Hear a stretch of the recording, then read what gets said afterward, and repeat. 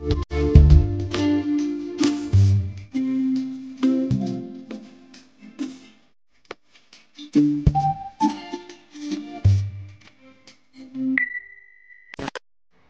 Everyone, আমাদের রাজস্থানের ভ্রমণ সিরিজে তোমাদের আবার স্বাগতম। আজ আমরা তোমাদের নিয়ে চলেছি ইতিহাসের পথে রাজস্থানের বিখ্যাত জয়গড় দুর্গে। জয়গড় দুর্গ, যা বিজয় দুর্গ নামেও পরিচিত, এটি রাজস্থানের জয়পুর শহরের নাহারগড় ও আম্বের দুর্গের কাছেই অবস্থিত। সি লেভেল থেকে 400 মিটার উচ্চ চিল্কা টিলা পাহাড়ের গায়ে দাঁড়িয়ে আছে এই দুর্গ। এই দুর্গর বাইরেই রয়েছে পার্কিং এর ব্যবস্থা। গাড়ি চাইলে আপনারা দুর্গের ভিতরেও নিয়ে যেতে পারেন বা এখানেও পার্ক করে যেতে পারেন। এই দুর্গের দরজা খোলা থাকে সকাল 9টা থেকে সন্ধ্যে 6:30 অবধি। এখানে টিকিটের প্রাইসিংগুলো দেওয়া রয়েছে, তার একটা ক্লিপস আমি তোমাদের সাথে শেয়ার করে দিলাম। এবার চলো এই দুর্গের একটু ইতিহাসের ব্যাপারে তোমাদেরকে বলে রাখি।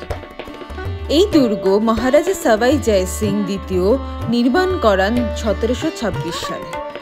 এর উদ্দেশ্য ছিল মূলত আম্বের দুর্গ ও জয়পুর শহরকে বাইরের আক্রমণ থেকে রক্ষা করা। দুর্গের তাই নামকরণটাও হয় তার নামের অনুসারী। জয় সিং থেকেই আসে জয়, তার থেকেই হয় জয়গড়। এখানে ছিল তোপখানা, কামান তৈরি করার কারখানা আর বিপুল অস্ত্র ভাণ্ডার। আম্বের দুর্গের থেকে জয়গড় দুর্গে আসার জন্য একটি গোপন পথ রয়েছে। যদি আম্বের দুর্গে কোনো সময় আক্রমণ বা যুদ্ধ লাগে, তো রাজারা গোপন পথ ধরে এই জয়গড় দুর্গে এসে পৌঁছে যেত।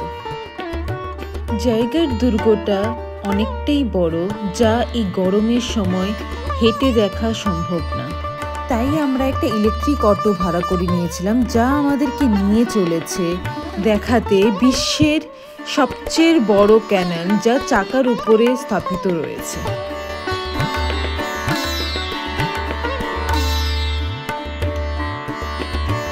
জয়গড় দুর্গের সবচেয়ে বড় আকর্ষণই হলো এই জয়বান কামান।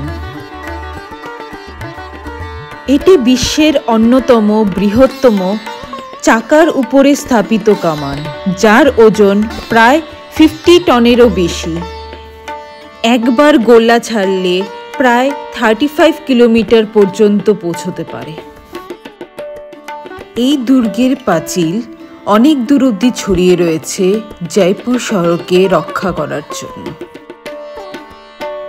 আজ জয়গড় দুর্গ শুধু রাজস্থানের গর্ব নয়, বরং দর্শনার্থীদের কাছে এক বিশেষ পর্যটক কেন্দ্র। দুর্গ থেকে জয়পুর শহরের মনোরম দৃশ্য চোখে পড়ে। পুরনো মহল, জলধারা, বাগান ও দীর্ঘ প্রাচীর, সব মিলিয়ে এই দুর্গ যেন অতীতের রাজকীয় জীবনের সাক্ষী। জয়গড় দুর্গের জানলা থেকে একটু উঁকি মারলেই খুব সুন্দর দেখা যায় জলমহলকে। মানসাগর লেকের উপর অবস্থিত রয়েছে এই জলমহল।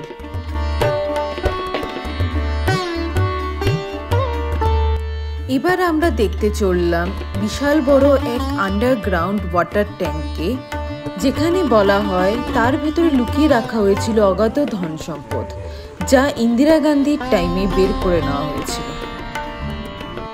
এবার জয়গড় দুর্গ থেকে আমের দুর্গে যাওয়ার পালা। যাওয়ার পথে জয়গড় দুর্গকে রাস্তার থেকেও দেখা যাচ্ছিল। এত সবুজের মাঝখানে জলমহলকে দেখতে পেয়ে কি সুন্দরই না লাগছে।